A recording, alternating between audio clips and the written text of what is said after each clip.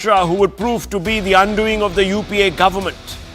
It was said in those days, and I'm talking about 2012, 2013, 2014, that every word that came out of Anna's mouth was scripted by Kejriwal, who had a penchant for virtue signalling. As the original populist, Kejriwal believed there were only two types of people, the oppressed Aam Aadmi and the oppressor Khas Aadmi. The latter, according to Kejriwal, were a ruling club of oligarchs that exploited and looted the hapless poor, but were essentially ring-fenced by a system that they themselves created to escape accountability. Kejriwal vowed to the Aam Aadmi that he would flatten the system and ring in an era of true Swarajya. Needless to say, Kejriwal had the people of Delhi, which was his first karma bhumi, eating out of the palm of his hand. Today, many moons later, the anti-graft savior has become suspect in a graft case. Yes, viewers, 180 degrees, the needle of time, of fate, of consequence. It has turned 180 degrees. Buoyed by an almost invincible majority in the Delhi Assembly, Kejriwal created his own system that many say instilled within him an air of impunity. He could do what he liked. Today, the Delhi High Court has, in a sucker punch of an order, knocked Kejriwal down to the earth by claiming that the material collected by the Enforcement Directorate court reveals Arvind Kejriwal conspired and was actively involved in the use and concealment of proceeds of crime, unquote. The Delhi High Court didn't stop there. It added, quote, the Enforcement Directorate case also reveals that he was involved in his personal capacity as well as convener of AAP, unquote.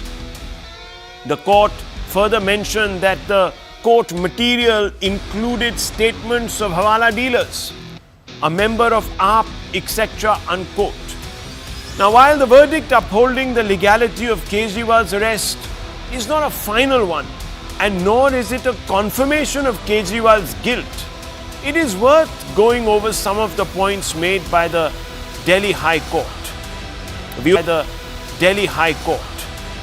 Viewers, let's look at some of those important statements that have been recorded. The evidence collected by the Enforcement Directorate reveals Arvind Kejriwal was part of the conspiracy. The court says that the evidence shows active involvement of Delhi Chief Minister and the concealment, very important, the concealment of proceeds of crime. The Delhi High Court goes on to observe that the evidence with the Enforcement Directorate shows link between Hawala dealers and AAP candidates in Goa. Remember, viewers, the Enforcement Directorate has been saying that the proceeds of crime were used to fund the AAP's election campaign in Goa. The Delhi High Court notes that the ED was in possession of enough material which led to Arvind Kejriwal's arrest, and that the ED case reveals Kejriwal was involved in a personal capacity as well as the AAP convener. Doubting pardon to approvers amounts to casting aspersions on judicial process. Now, this was something that the AAP has been constantly doing, saying that those that have turned approver were also contributors to the BJP's election campaigns, that they bought electoral bonds. But the Delhi High Court says who gives tickets or who purchases electoral bonds is not the concern of the court. The court has to examine the arrest and remand as per law, irrespective of the timing of the polls. The court cited more facts from legal procedure, saying agency can't be directed to conduct a probe as per the convenience of a person, that the court won't lay down different legal categories for common citizens and a chief minister. One would have thought, viewers, as the archetypal Aam Aadmi, this would be obvious to Mr. Kejriwal. But clearly, as Chief Minister, ruling, as I told you, a big majority, he might have got convinced of his own invincibility. The AAP, of course, has decided to move the Supreme Court, and it will perhaps do so tomorrow. All eyes will, of course, be on the top court. But what will sting the AAP most is that the court has also nixed two very important political points raised by the party to insinuate that Kejriwal was the victim of a witch hunt. First, the court has made it clear that the timing of the arrest itself cannot be questioned. And second, that the reliability of the witnesses deposing against Kejriwal cannot be prima facie doubted. The puncturing of these two AAP rebuttals will serve to vindicate the Prime Minister's own defense of the Enforcement Directorate and the process undertaken by anti-graft agencies to eradicate corruption under the NDA's watch. And this is what the Prime Minister Narendra Modi had said when his administration was questioned not just by the Aam Aadmi Party but the India Alliance as a whole as launching a witch hunt against the opposition to deny them a level playing field going into the 2024 general elections. Listen in. Modi ने जब घोटालेबाजों का रास्ता रोका, जब बिचौलियों की कमाई बंद की, तब से इनका पारा 7वां आसमान पर पहुंच गया है। ये मोदी के साथ बढ़ के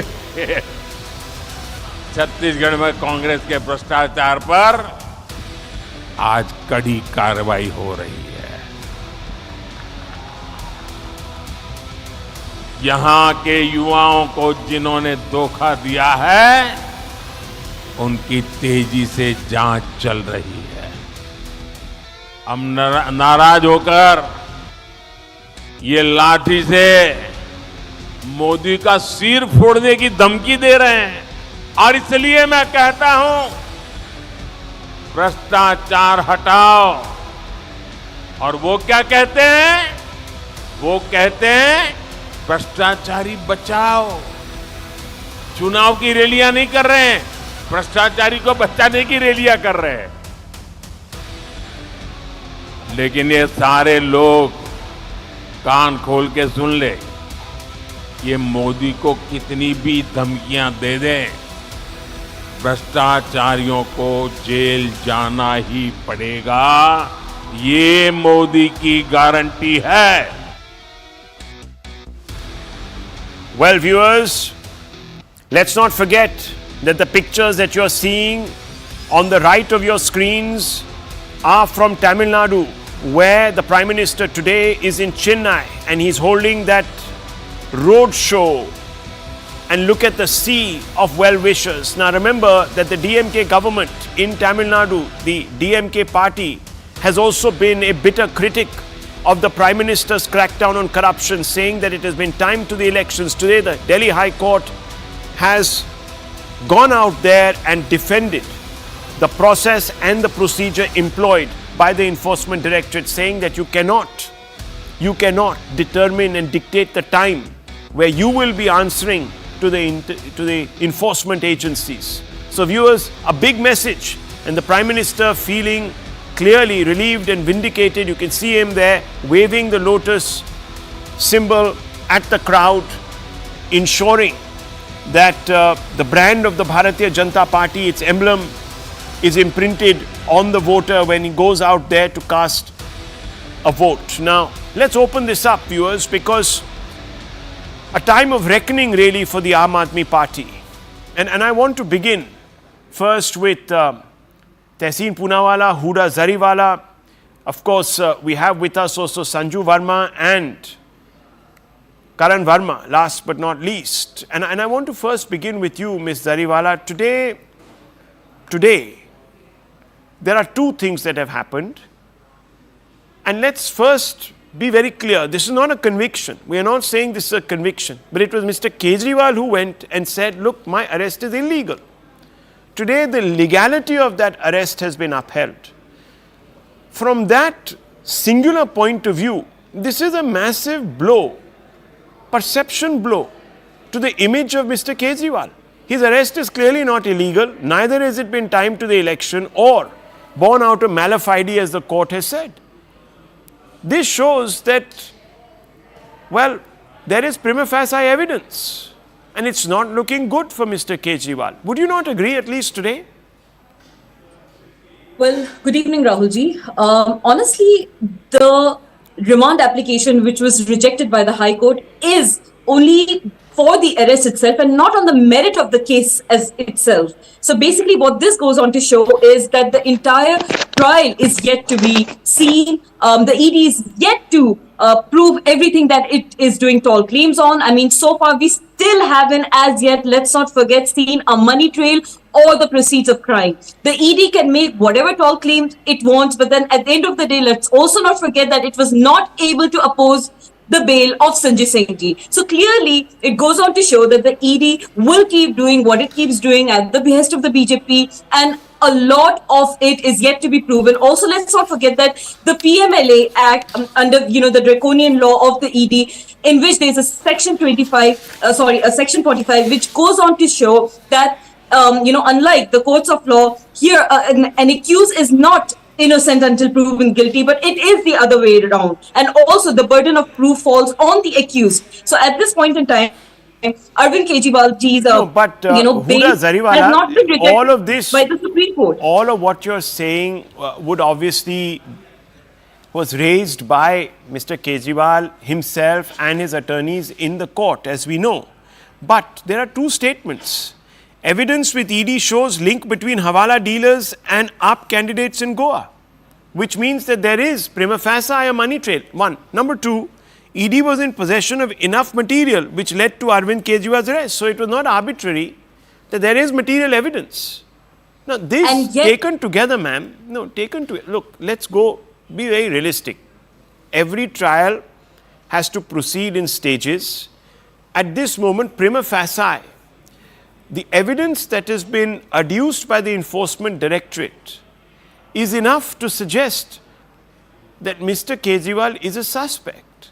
Now, for a party that considered itself squeaky clean, led by a leader who starved almost to death, not once but twice, fighting corruption, perceptorily, this is not going to go down well. What would you have said had he walked out today? Had the arrest been deemed illegal? You would have said, see, we told you. Conversely, therefore, today you have to accept that there is no smoke without fire. Yes or no? Yes or no?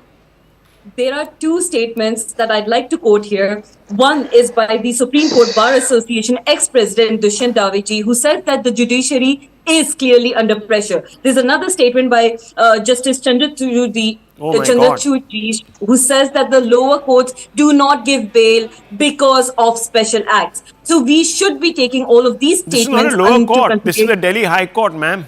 This is a precedent-setting court.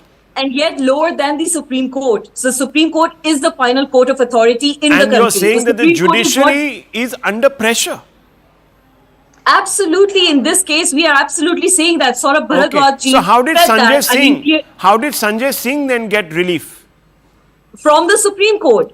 We got relief from the Supreme Court. Oh. And in this case also, Aam Aadmi Party is replying on. So you're saying a High Court judge is more compromised than a Supreme Court judge. Is that what you're saying?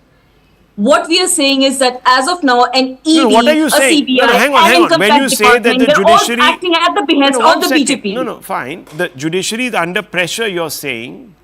You need to be very clear, because there is a contempt provision under the law and it can be used against you, Huda Zariwala. Are you saying that the High Court is under pressure, political pressure, that it has become an extension of the government? Are you saying this? Really?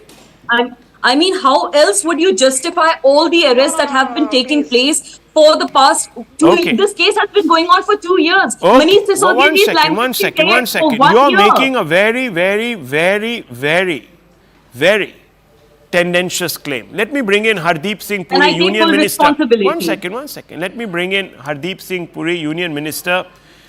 Mr. Puri, very good evening to you. I want to ask you, how do you view what has transpired in the Delhi High Court today with respect to the Kejriwal matter? Your opening reactions. Rahulji, what has transpired in the Delhi High Court is a clear case of the facts being allowed to speak for themselves and the learned High Court taking cognizance of that. This was not a bail application. It was a challenge to the arrest and remand, and it was a challenge under Section 19 of the Prevention of Money Laundering Act, where Mr. Kejriwal's lawyers tried to argue that the arrest violated that section or was not in order, and the judge was unsparing. And I just want to point out the three elements in the judgment which make it absolutely clear as to what we are dealing with. The learned judge said that Mr. Kejriwal was responsible not only in his personal capacity, because he was part of the formulation of the excise policy, and I'll come to that in a minute later. He was also responsible as Chief Minister, because earlier he had suggested that Mr. Ravi Nair did not report to him, but reported instead to Marlene Atishi and to Mr. Bharatwaj. And third, as the convener of the Aam Aadmi Party, he was personally responsible for demanding kickbacks. So there can be no ambiguity about what the learned judge said. And I also want to remind you that this excise policy was formulated as per an order that I have in front of me. It started on September 4th, 2020, when Delhi was reeling under the effect of a once-in-a-lifetime, once-in-a-century pandemic. People were dying. People were looking for oxygen. People needed vaccines. People needed to save their lives. Mr. Kejriwal set up this Delhi excise policy for the year 21-22, and this policy came into being in November 21, and it continued to July 22. It was argued by Mr. Kejriwal's lawyers that Mr. Kejriwal was in fact not responsible personally. He brought in the Money Laundering Act. He brought in the fact there's an election. The judge was very clear, unambiguous, that the timing has nothing to do. And I want to recall for you, Rahulji, since November 2023, Mr. Kejriwal has received 9 summons. If he was clear after the first or second summons, he should have gone to the Enforcement Directorate or invited them and said, here are the facts. No, he kept evading the summons till on the night of 21 and 22 March, they visited that Aam Aadmi Party's humble abode, the Sheesh Mahal, and arrested him. This was a challenge to the arrest and the remand. Well, that of course has been very, very succinctly and sharply clarified by the Delhi High Court that a law cannot differentiate between a Chief Minister and the Aam Aadmi, and somebody as powerful, etc., the Chief Minister can't determine when he should be arrested. So we'll just set that aside for a few moments. What the AAP came out and said right after, Sanjay Singh, person who just got bail from the Supreme Court, he came out and said that, look, the two approvers in this case are compromised. They are unreliable because they funded the BJP, and one of their fathers has in fact even got a ticket to contest the BJP election from Andhra Pradesh. Now, he's talking about Magunta Reddy and his son. So, I want to ask you, would this not be an obvious conflict of interest? Two approvers, both sort of funded the BJP electorally. Thank you very much, Rahulji, for asking this question.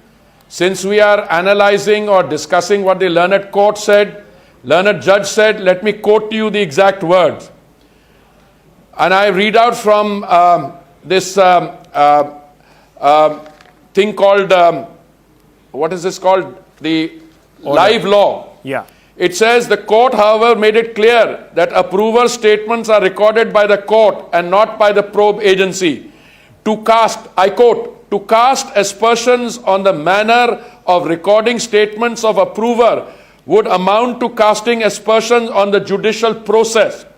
The law of approver is more than 100 years old. I emphasize, more than 100 years old. It is not a one-year-old law to suggest as if it was enacted to falsely implicate the petitioner. Then it added, and I quote, who gave tickets for contesting elections or who purchases electoral bonds is not the concern of the court. I think it's as clear as daylight. They have tried to introduce this element. They have tried to introduce a diversion, and the learned judge, honorable judge, has come down very clearly saying, A, the arrest and the remand are perfectly in order. It's not a violation of Section 19 of the Prevention of Money Laundering Act. The statements of the approvers have been correctly approved, have been correctly obtained before by the court, and that to question that amounts to casting aspersions on the judiciary itself. Okay, so Mr. Puri, let me ask you, because you once held the urban development portfolio, so you know that Delhi... I still hold it. Yes, you did. And the Union Territory of Delhi, of course, is run by the Chief Minister and the Lieutenant Governor in conjunction. And you are aware of this. So I want to ask you now, do you believe that Mr. Kejriwal, Government A, because of the fact that the court has come out and said that, look, Mr. Kejriwal didn't just accept money or what have you in his personal capacity, but also as AAP convener. Has he lost the authority to rule? Has the AAP government itself lost the authority to rule? And therefore, you are going to consider at the central level, perhaps, President's rule? Rahulji, it's always a pleasure talking to you because you bring in so many sophisticated concepts right in one go. Let me just put it one way. I am the Minister for Housing and Urban Affairs, and Delhi enjoys a very special situation. You have an elected government in Delhi which exercises the sets of powers. You have a Lieutenant Governor, the DDA and all this, and you have a Central Ministry of Housing and Urban Affairs which in this tripartite structure has a role to play. Now, as far as I am concerned, I can speak in my capacity as a BJP spokesperson.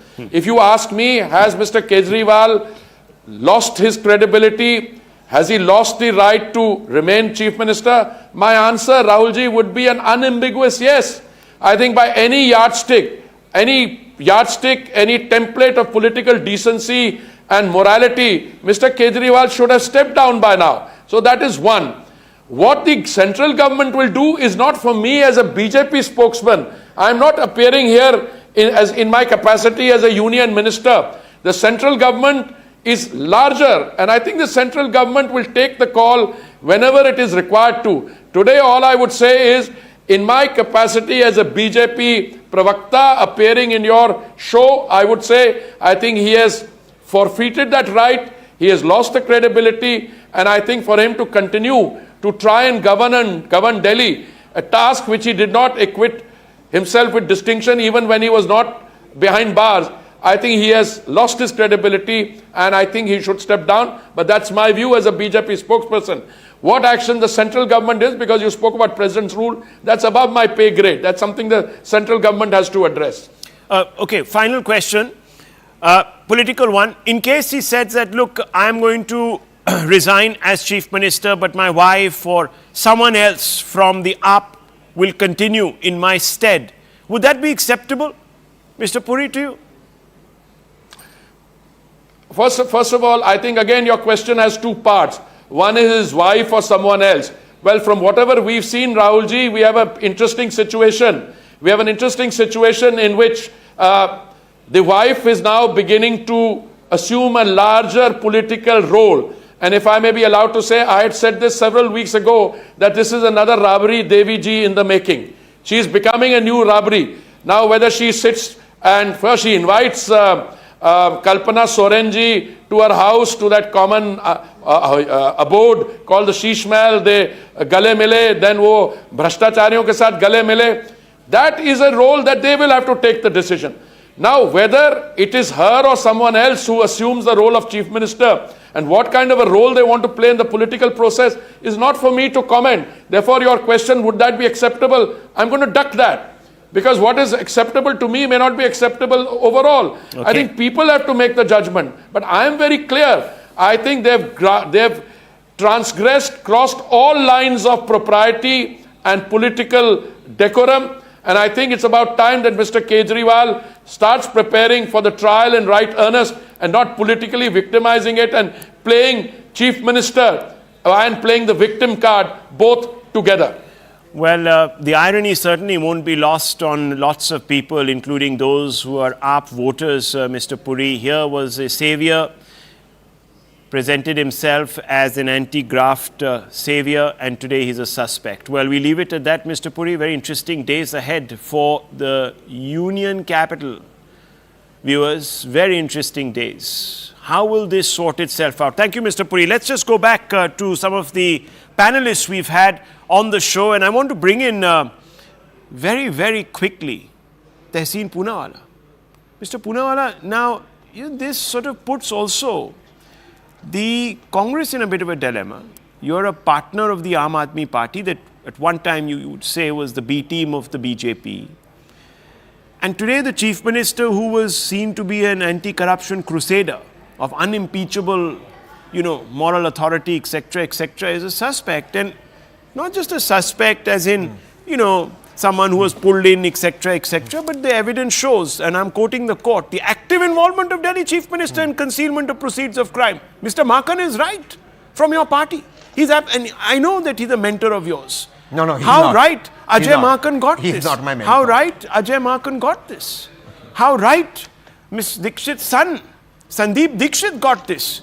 Can you today pull a straight face and say that the Congress is going to support this up now, even now? So even now? So Rahul, at the onset, a very happy Hindu Navvarsh to you and your family, to all the viewers, to all the panelists, and happy Navratri, Gudi Padwa and Ugadi. Two things, and I strongly want to make it clear, Mr. Makan is no mentor of mine. But you will say today that he's somebody I know, he's not a mentor. Forget the Prime Minister. Yeah. At least Mr. Makan is vindicated today, my dear man. My friend D.K. Shivkumar, his matter went to court a number of times, including the Honorable Delhi High Court, number of times. And they made all these statements. In fact, I remember, Rahul, in a show with you, you did question the ED. They had evidence of 90 crore rupees with D.K. Shivkumar. What happened? The case is closed, shut. D.K. Kumar was he arrested? Yes, he was. He spent a year in jail. He spent a year. Years in jail. The process is the punishment. And we've gone through this. Out of the 12,000 odd ED cases, 12 or 14 have got bail. The process is the punishment. But PMLA, the ED has a conviction rate. It doesn't have a conviction 90. rate. That's a lie. It's a lie. Yes, the ED said, and it puts it on his website, 95% conviction rate. All of those 23 of the 25 cases are UP era. In this era, it's 0.4%. That's the ED for you. And nothing is going to happen. The process is going to be the punishment. And 2 years from now, Arvind Kejriwal. So Mr. Makan is wrong. Well, Mr. Makan is somebody I don't I don't see too much you don't of take him. seriously, No, I don't. Though he's of one course, of I the take him. He's people a in Congress charge leader. I know he's a Congress leader. I don't take what he said. I've not seen it. I go by what the evidence is in front of me. So this is a trial by fire for the. No, let me tell you, because you but see, let me tell you, there is no, very quickly, because I want to bring in Sanju Verma. There is very one second. Just one point for your viewers. It's very easy for the Honorable Union Minister to come on TV and give sermons about reading from live law. What he didn't say, the basic point, and Sanju is a good spokesperson, she'll tell you, this was not a bail hearing at all. This wasn't. It was about wrong arrest by ED. They have upheld it on those grounds. You just said process is punishment. The process has been upheld. No. Yes, the process has been upheld. That's what I'm saying. Anyhow, let me bring in Sanju Verma. The process that let me bring in Sanju Verma. You see, the Congress party has an odd situation going on. At the center, Rahul Gandhi says OAC is the B team of the BJP, but we are now being told that they will not put a candidate against him. Then they say that, look, the Gujarat model is absurdly wrong, and that, all these people are finishing the opposition, and guess what? Revant Reddy comes out and says, no, the Gujarat model is the best. I wish I could adopt it, and I will adopt it. So, look, now we have Mr. Makan, who should be today singing all the way like a canary to the bank, saying, देखो मैंने तो बोला था, अब ये लोग मेरी बात नहीं मान रहे, and अभी भी नहीं मान रहे. So Sanju Verma, I want to ask you today, the process is the punishment. Mr. Poonawalla still says that he'll come out clean. We don't need to review our arrangement with them. Rahul, Tehseen saying Sanju Verma is a good spokesperson was music to my ears because we've always been very belligerent and on the opposite sides of the spectrum. But Tehseen, that is not going to stop me from speaking the hard facts on the hard facts. And, I have this to say. Very quickly, I'll read out for me. This was the most important part of the entire judgment today, given by Justice S.K. Sharma. I think this literally summed up, everything about the case. Do you remember that, what has been the single biggest grouse by the Aam Aadmi Party panelists on every debate? They say that the fact that Dinesh Arora, he turned approver wide section 306 of the CRPC, that does not hold water. Because the Enforcement Directorate has been clearly saying that it is not just Dinesh Arora who turned approver, but people like Arun Ramchandra Pillai, people like Vijay Nair, people like Samir Mahendru, people like Abhishek Boinpalli, people like Amandeep Dhal, people like Amit Arora. All these people, if not officially an approver, they've started singing like a canary in front of the ED.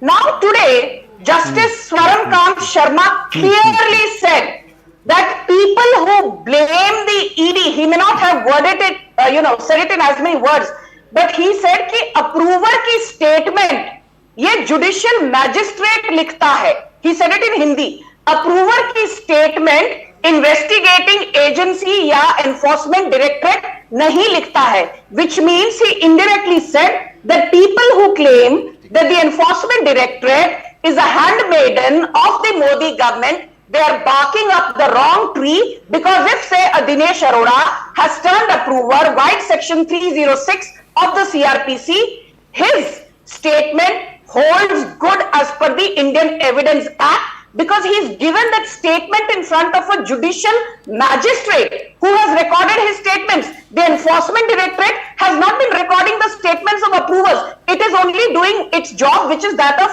probing and investigating the nature of the crime. Okay. So I think point number one, the Enforcement Directorate indirectly has been given an absolutely clean chit and is doing a stellar job. Whether its conviction rate is 96% or 0.1% is not the question here. And the second very important thing, which the Enforcement Directorate said, it said that, each time you people talk about the timing of the elections, हमें timing of the election से कोई फर्क नहीं पड़ता है, whether elections are there or not, we are going to proceed as per the law of the land.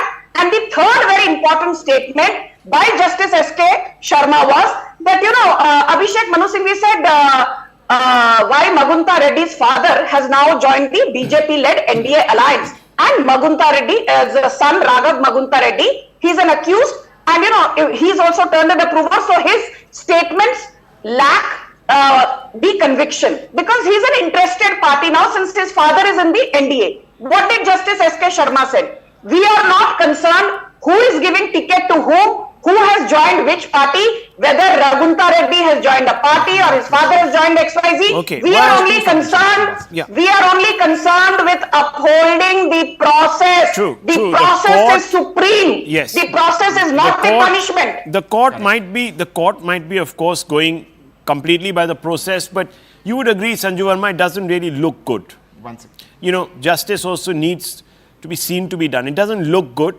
Nonetheless, we've already had that discussion, a previous thing. Yes, very quickly, Tehseen Poonawala, I want to bring in Karan Verma. Yeah, yes. Karan, just 2 or 3 very quick points. Point number 1. You said 1. 3. I take the liberty. 3. Inflation Inflation has gone up. Sanju says the courts go by the process. I agree with it. The process is also to lose Chhagan Bhujbal's file and close the case. The court had to go by it. What can a court do? The court can't go beyond the brief. It didn't go into... Sanju, please allow me. Sanju, please allow me. The court can't go beyond its brief. Okay, make second point. Number 2. At the time of the approval being granted by the court, this is in case of P. Sarath Chandra Reddy, the court did not know that he was giving 50 odd crore rupees to the BJP. That will come up. Third. One second. Third. Ultimately, while the BJP may have some legitimate grounds on saying that we have something against Kejriwal which they don't, why is it that when they have other people who are on their side, the ED does not act in an impartial manner? That's a different matter. It doesn't. So this process is not just vitiated.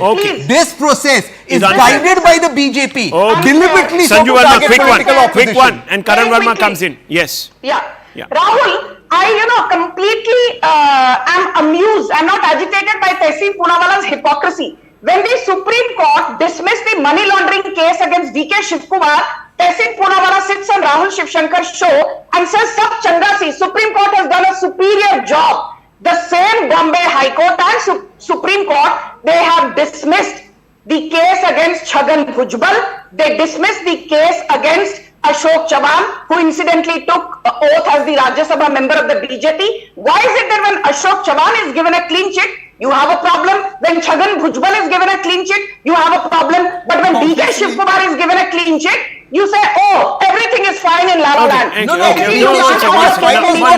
One minute. Rahul, Let me bring in Karan Verma. DK Shivkumar's file was not lost. One second. Chhagan Bhujbal's file was lost. If this is a professional agency, how does it go about losing files? My secretary doesn't lose files. One second. ED is losing files. Yes. That's not. Let's no. Rahul, just one point. 1 second. Huda Zariwala. Karan Verma. Yes, Karan Verma. Go ahead. You know, Rahul, Tehseen can cast as many aspersions as he wants on ED. But today it is a vindication of the process by the ED. And some of the statements that have come, very clearly worded, I'm quoting from the judgment today, to cast doubt on the manner of recording statement of approver would amount to casting aspersions on court and judge. So whether it is approver statements, whether it is the whole electoral bond facade that has been time and again brought by AAP, the court was very clear. Who gives tickets to whom or who purchases electoral bonds is none of the concern of the court. Whether it's the vendetta argument that they talk about timing. Again, timing is examined as per law, not as per the timing of the elections. It has clearly said that Kejriwal was involved in use and concealment of proceeds of crime. What can be more clearer than this? And you know, ED, it takes a hell lot, Rahul, in today's day and age, to go through layers and layers of shell companies and finally come up with a money trail. ED has done a stellar job. No, you'll not get anything out of it today by, saying ED has done this, ED has done that. ED has today proved that its process today stands the test of the court today.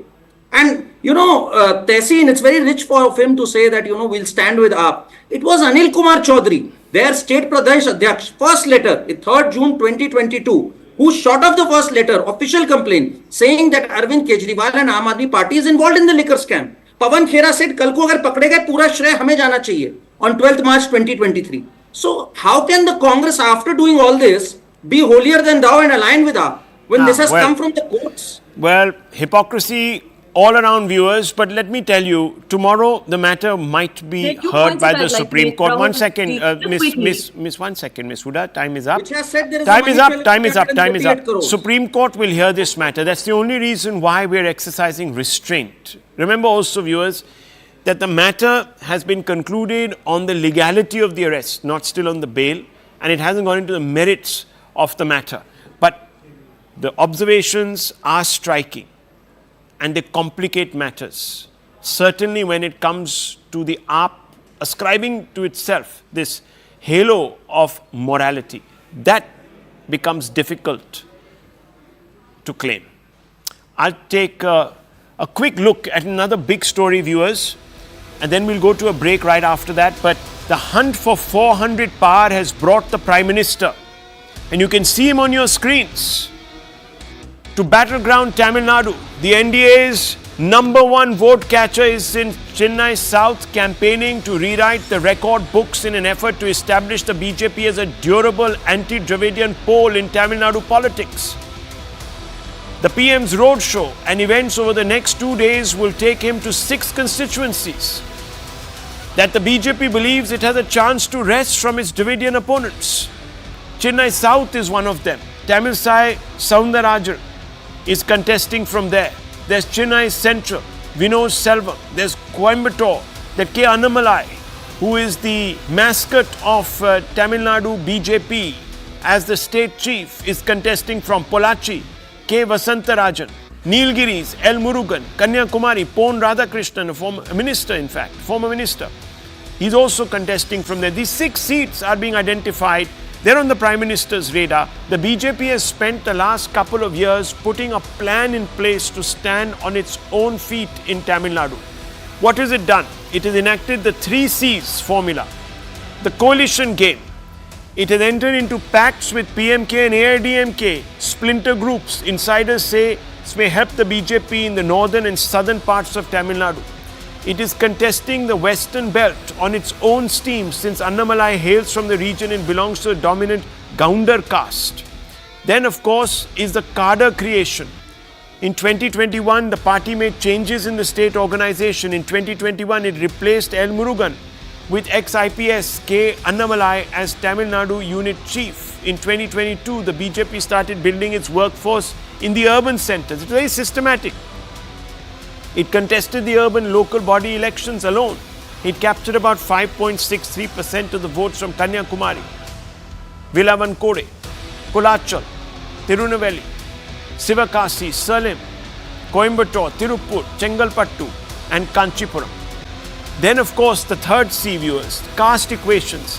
Annamalai belongs to the Gaunda caste. Union Minister in BJP's Nilgiri's candidate L. Murugan is a Dalit. MLA Naina Nagendran, fielded from Tirunelveli, is an OBC. Tamilsai Sundarajan, contesting from Chennai South, is Brahmin. Pon Radhakrishnan, contesting from Kanyakumari, is also a Brahmin. Now what does all this mean, viewers? Does it mean that the BJP will open its account in 2024 with a 6, bagging all these 6 seats? There you can see the Prime Minister in the center of your frame, waving to throngs of people who've gathered. In the middle, you are seeing with Tamilsai Sundarajan, the BJP state president. He is addressing the gathering. We'll take a very short break, but when we return, we will look at this question. Does it have a chance? Don't go away.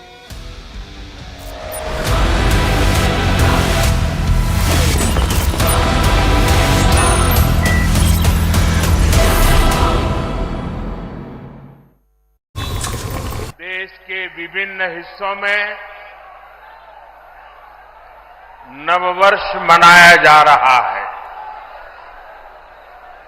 आज विक्रम संवत 2081 का पहला दिन है।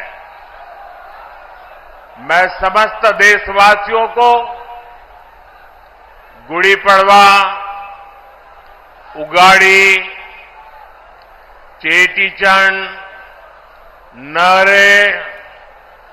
नवरे के साथ साथ साजीबू चेरोबा नववर्ष की बहुत बहुत शुभकामनाएं देता हूं। आज से चैत्र नवरात्रि भी शुरू हो गई है। देश भर में शक्ति की उपासना, उसकी धूम मची हुई है।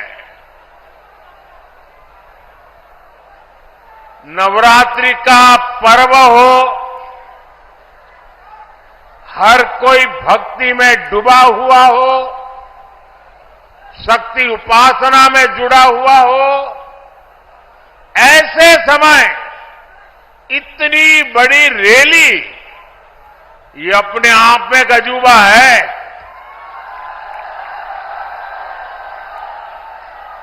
क्योंकि मेरा जब कार्यक्रम बन रहा था तो मैंने कहा भाई नवरात्रि है, लोग कैसे आएंगे?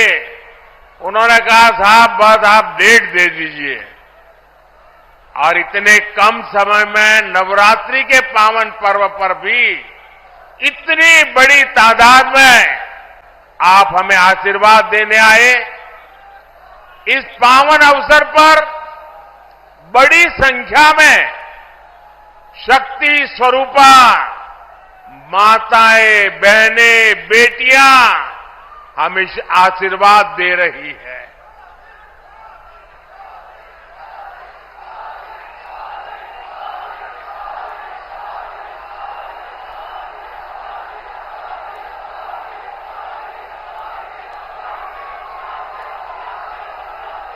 मैं सभी सिख गुरुओं को भी नमन करता हूं। कुछ ही दिन में बैसाखी भी आने वाली है। मैं आपको बैसाखी की भी शुभकामनाएं देता हूं। मुझे यहां पीलीभीत के साथ ही बरेली की जनता जनार्दन के दर्शन का भी सौभाग्य मिला है। और सब दूर एक ही संदेश है, बहुत ही स्पष्ट संदेश है। एक ही गुंज सुनाई दे रही है, फिर एक बार, फिर एक बार, फिर एक बार। साथियों, हम बचपन से सुनते आए हैं, 1.25 लाख से एक लड़ाऊं, चिड़ियन तय में बाज तुड़ाऊं, तबे गुरु गोविंद सिंह नाम कहाऊं। ये बोल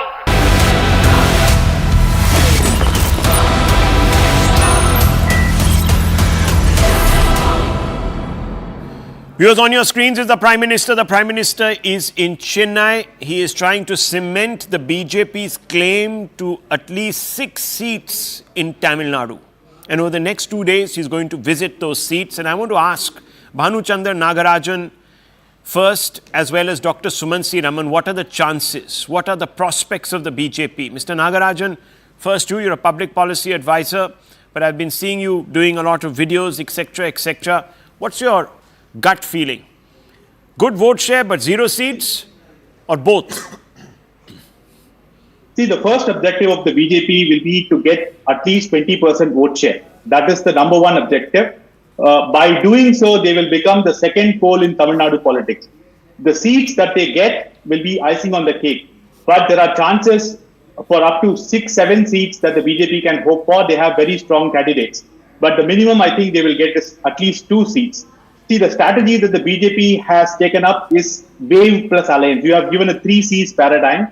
How I see it is creation of wave and pulling through a nice alliance. I think the BJP is doing both of it pretty well. The wave is created by Prime Minister Modi's repeated visits and Annamalai's Yatra. And the alliance they have cobbled up is a nice rainbow alliance of various parties, various caste groups across Tamil Nadu. What PM Modi has done is not only is he addressing the necessity to win this time, but he also is positioning Tamil Nadu to become a party that is rooted in Tamil Nadu, where it has backing communities, where it has a strong vote base. So I think this is how the Prime Minister is strategizing it. Okay. So because of the Waveplan alliance, there's going to be some character building aspect. Okay, let me bring in Dr. Aman. Dr. Aman, 20% vote share. And remember, the BJP won't be contesting all the seats. Now, whether it wins a seat or not, let's just park that aside. It just tells you that the BJP is no longer seen as an interloper in Tamil Nadu politics. There is acceptance for its Hindutva nationalism. And this must serve as a wake-up call. 2026 is about, 20 months away. Rahul, I think that, I really hats off to the Prime Minister. I mean, absolutely. He knows it's not working on the ground. He knows that in Tamil Nadu, the chances of the BJP are bleak. It's extremely unlikely to win anything. But he is still putting in the effort. This is his 9th or 10th visit to the state in this year alone. So I think that, the fact that he's willing to put in the hard yards to actually make the effort to drive the campaign almost by himself. No, I'm asking you, sir. My question was, let me bring in the DMK. Since you're not going into the question. Let me bring in the DMK. Mr. Saravanan, look, if... I'm going into the question. Yeah. They are not going to win 20% vote share. Okay.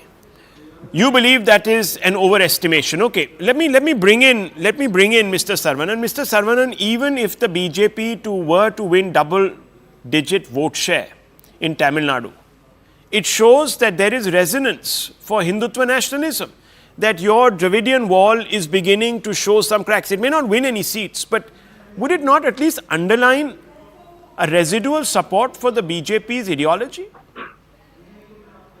See, that's not possible, Rahul. Maybe it is possible in the TV studios and in the Twitter, but on the ground, it is not possible. That is because, see, the problem is with this, the BJP is not walking the talk. The Prime Minister, our leader, Mr. M.K. Stalin, today in Madurai, has pointed out this. The Prime Minister comes to Tamil Nadu and says, I like idli, I like pongal, I like vada, I like Tamil. But what have you done for the state of Tamil Nadu?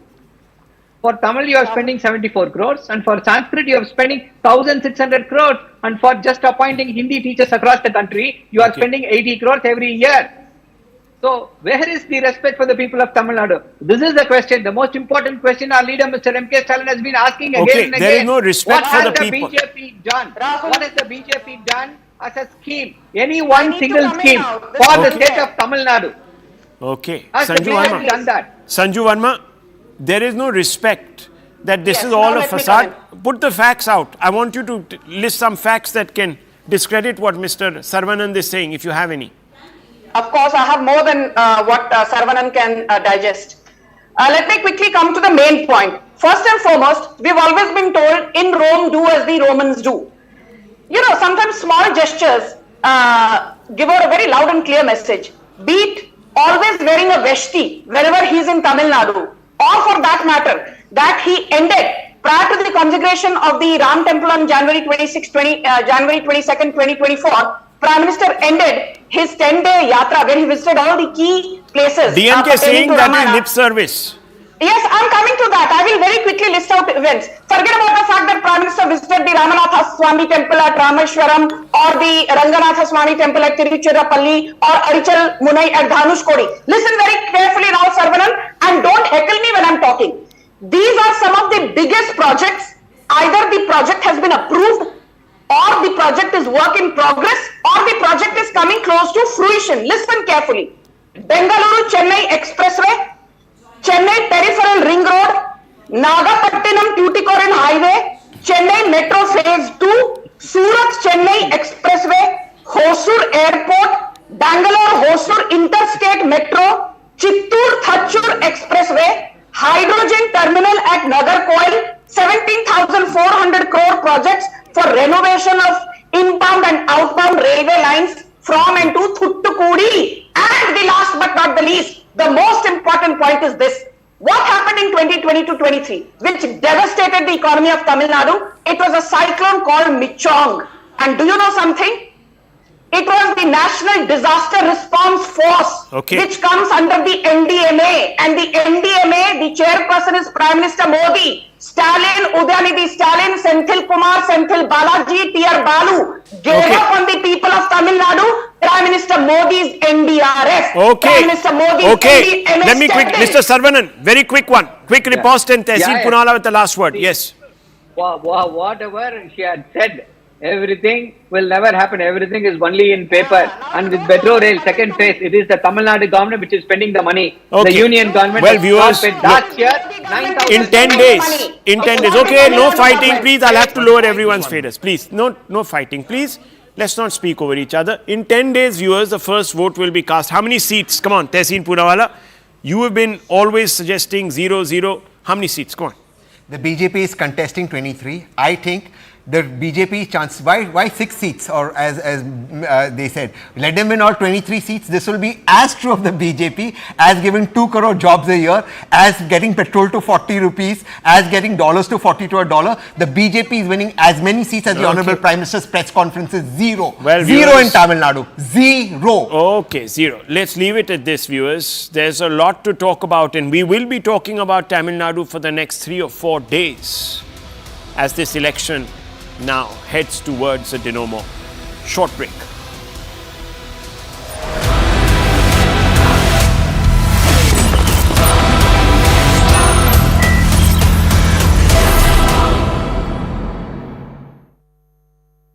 Co-powered by देश के विभिन्न हिस्सों में नववर्ष मनाया जा रहा है। आज विक्रम संवत 2081 का पहला दिन है। मैं समस्त देशवासियों को गुड़ी पड़वा, उगाड़ी, चेटीचंड, नवरेह, नवरे के साथ साथ साजीबू चेरोबा नववर्ष की बहुत बहुत शुभकामनाएं देता हूं। आज से चैत्र नवरात्रि भी शुरू हो गई है। देश भर में शक्ति की उपासना, उसकी धूम मची हुई है। नवरात्रि का पर्व हो, हर कोई भक्ति में डूबा हुआ हो, शक्ति उपासना में जुड़ा हुआ हो, ऐसे समय इतनी बड़ी रैली, ये अपने आप में गजूबा है।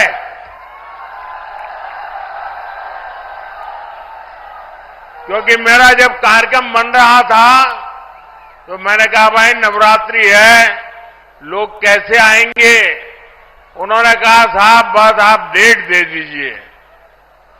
और इतने कम समय में नवरात्रि के पावन पर्व पर भी इतनी बड़ी तादाद में आप हमें आशीर्वाद देने आए। इस पावन अवसर पर बड़ी संख्या में शक्ति स्वरूपा माताएं, बहनें, बेटियां हमें आशीर्वाद दे रही है।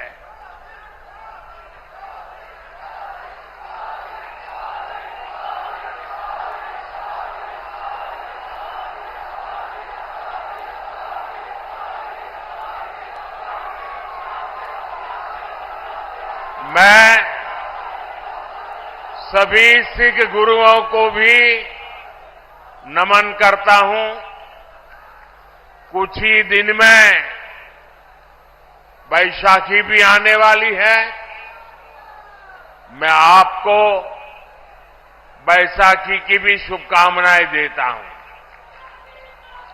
मुझे यहां पीलीभीत के साथ ही बरेली की जनता जनार्दन के दर्शन का भी सौभाग्य मिला है।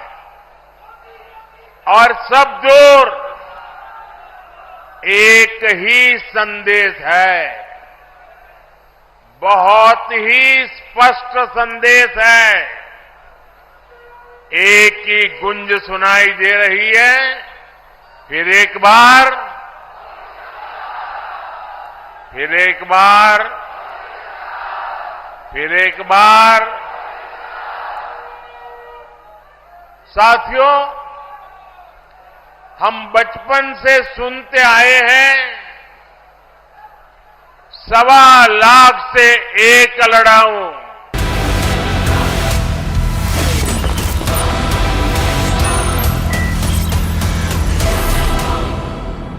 Chennai constituencies have always been DMK citadel, and this time around, are you confident, sir?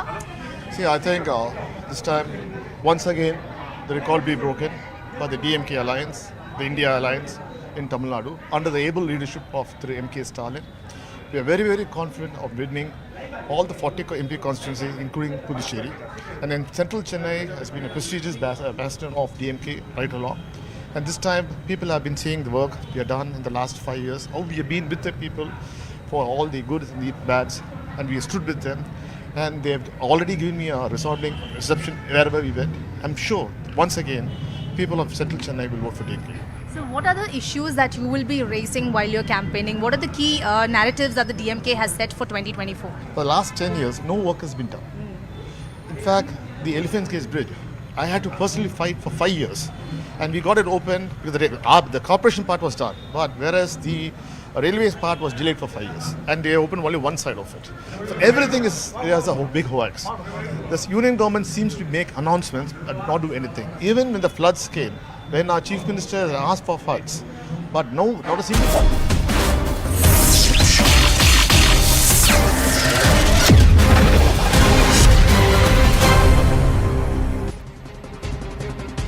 Namaste, Jai Hind and welcome to this edition of The Right Stand. I'm Anand Narsimhan. The Indian pharmaceutical market has seen a 9.5% growth in March 2024, with all major therapy areas showing positive value growth. As per data released, the moving annual turnover from April 23 to March 24 increased by 6.5%, totaling 1.98 trillion rupees, while the domestic market volumes dipped by 1%. The rating agency ICRA, meanwhile, has forecasted a 3 to 6% growth for India's road logistics industry in the financial year 25. The ratings agency further said that it expects softening in the government's capex during the elections and moderation in consumer demand sentiments amid high inflation and interest rates. Meanwhile, in a big boost, the Indian Railways is set to achieve complete electrification of its broad gauge network ahead of its schedule. And this will be achieved with a dedicated fund of 6,500 crore rupees allocated in the interim budget. This move positions the railways as the largest green railway globally, aiming to cut carbon emissions significantly by 2027-28. The Border Security Force was officially formed on the 1st of December 1965 in the aftermath of the Indo-Pakistan War of 1965. It was on the 9th of April 1965 that the CRPF defeated the Pakistan 51 Brigade Group in Kutch. The need for a specialized force to guard Bharat's borders became evident and thereafter resulted in the creation of the BSF to fulfill this significant role. Meanwhile, we will set up this evening with Prime Minister Narendra Modi's 7th visit to Tamil Nadu this year. Will this Modi magic actually woo or sway the Tamil people?